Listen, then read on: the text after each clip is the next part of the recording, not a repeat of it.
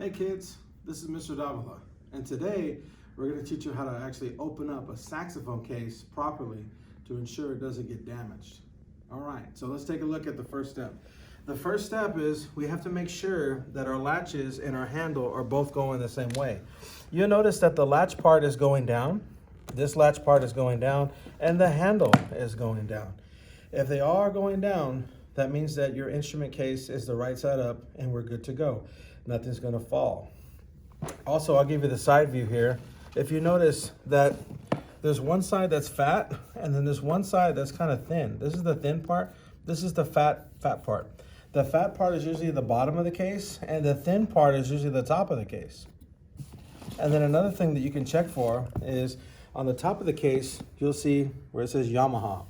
Some say King, some say Selmer, some say Yamaha. Maybe your saxophone case doesn't have a logo, but even if it doesn't, we can tell by how the latches are going, how the handle's going, and how the fat part is always on the bottom and the thin part is going on top.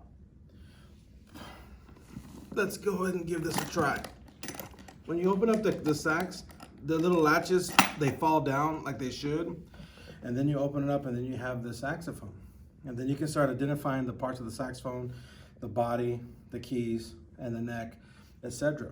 Okay, now I'm going to show you what not to do to open up a saxophone. Okay, number one, we don't want you opening up the saxophone like this, because if you're doing like this, you can move around and the instrument can fall to the ground if we're not careful. Also, we don't want you opening it up on a chair like this, because the chair can get knocked over and you can fall to the ground. Lastly, we don't want you doing this.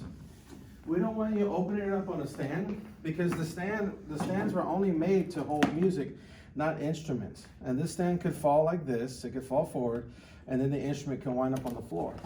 So we gotta make sure that the saxophone stays on the ground at all times.